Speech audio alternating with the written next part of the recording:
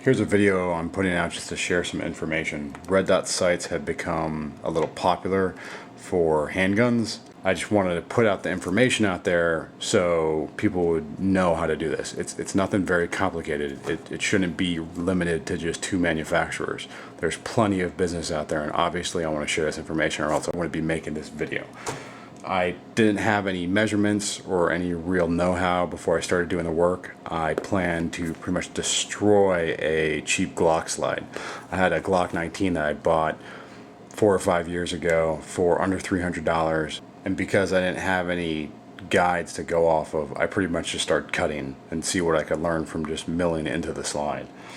So to start off, the tools that were required for this are a mill, obviously, and carbide end mills. I use McMaster for a lot of my odds and ends. They have 1/2 inch diameter carbide end mills. They're 5 flute and center cutting. I have a cheap Harbor Freight mill. It's not CNC, it's just manual. What I needed to learn out of this exercise is pretty much where to cut on this slide. I was guessing from pictures that I saw. There's the distance from the start of the cut to the back of the slide.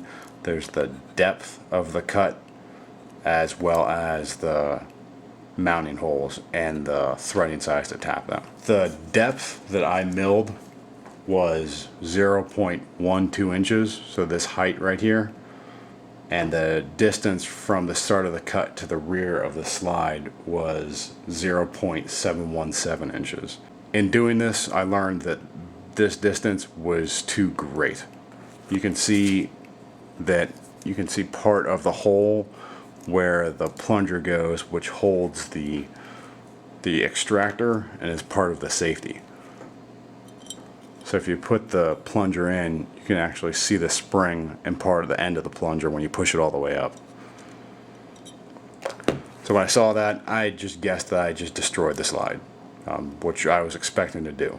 I continued the rest of the work just to see if it would work, and it still works. The curve that you can see here, so the RMR one sitting in here is flush against the slide and doesn't have any play back and forth when you put it in, is something I did manually. That's what you'll probably pay the most money for if you go with one of the retail, if whatever you want to call it, sources, is they're going to have a CNC mill that can do this arc. I did this by eyeball.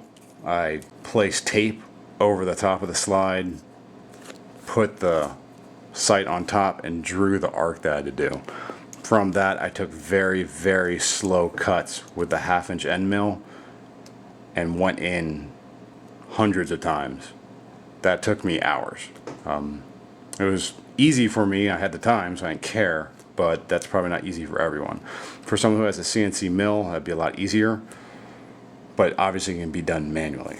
That's the hardest part of this entire process. As long as you know the depth that this should be, and again, I did 0.717 inches, and it should be closer to 0.657 inches. That will give a little less material between here for the rear sight to attach to, but from the pictures I saw, that should be fine. So once the depth is cut, which I did 0.121 inches, which is not as shallow as you could go, but at 0.121 inches, there's plenty of depth for the Trijicon sight to sit in the slide, as well as co-witness through the iron sights. So I see no reason to go any deeper than that. So you have the depth that you mill, the distance that you mill, the curve, and then just drilling and tapping 2 holes.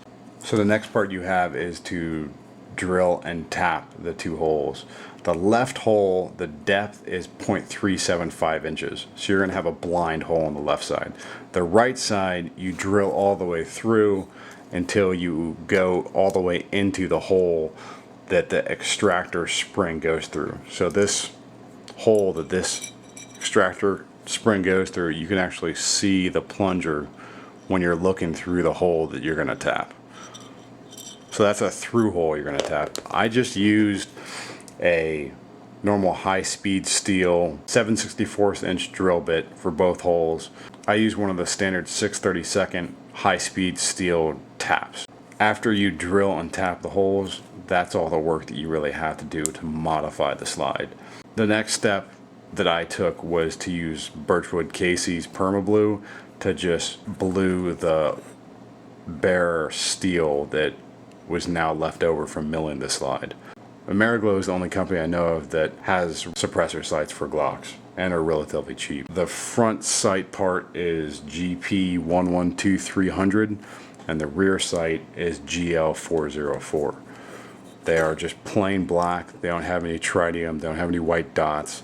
One other small piece of work that has to be done is the right hole, because it's into the hole that the extractor plunger and spring goes into. The normal length screw that comes with the Trijicon RMR is too long and has to be filed down. Once it's filed down, the height from the head of the socket head cap to the end of the screw is 0.42 inches. So with all that said, I'm going to put the pistol back together.